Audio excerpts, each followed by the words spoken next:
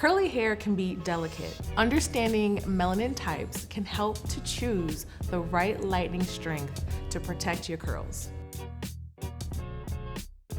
The goal of this episode is to understand how melanin can affect hair. With this understanding, you can achieve the best results for healthy, lightened curls.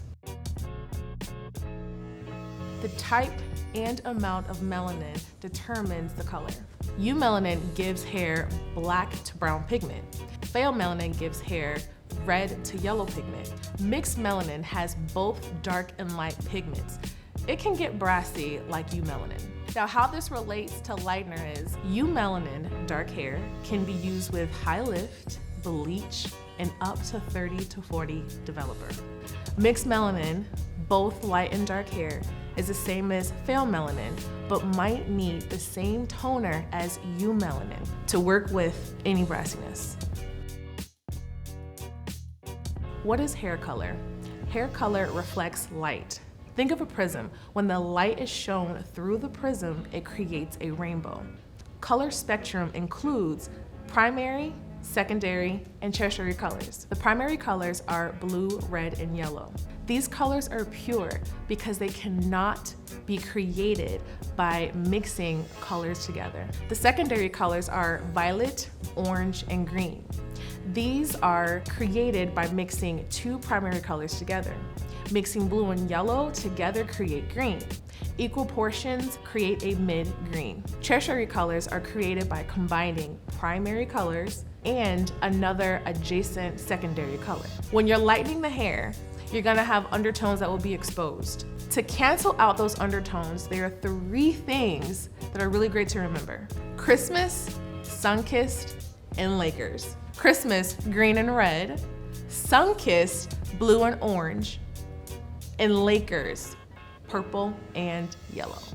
All these tones are on the color wheel and can be found adjacent from each other. And when they are adjacent, they cancel each other out. Hair thickness is known as each individual hair strand. Texture can be described as fine, medium, or coarse. Some people can have fine hair, but plenty of it. And if they have plenty of it, they have a lot of density. The number of cuticles determines how fine or coarse someone's hair is. So the fewer the cuticles are, the finer the layers. Coarse hair will take longer because it is harder to penetrate to the cortex. Porosity plays an important role on how color works in hair. Porosity is the hair's ability to absorb and retain moisture. Very resistant hair can repel moisture. People with high porosity can absorb too much, meaning too much color. To ensure realistic results, one must be cognizant of porosity. When applying color, the product must be applied evenly through the strand. Resistant hair may require a longer processing time, maximum up to 15 minutes. Elasticity is the hair's ability to stretch and contract back to its normal form. When it's wet, it should stretch 40% up to its length.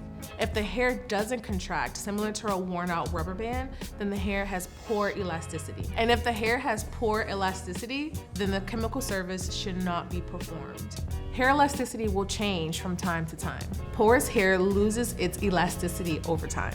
Examples of poor elasticity is when the hair is spongy or limp and doesn't hold its moisture. Poor elasticity can result in improper chemical services. The condition is the state and feel of the hair. It determines how the hair feels with the blow dry and after finishing products are applied. This will not give a true reading of the internal structure of the hair, which is needed prior to chemical services. This information given will give any artist the ability to have predictable results when creating magic and maintaining their client's hair health.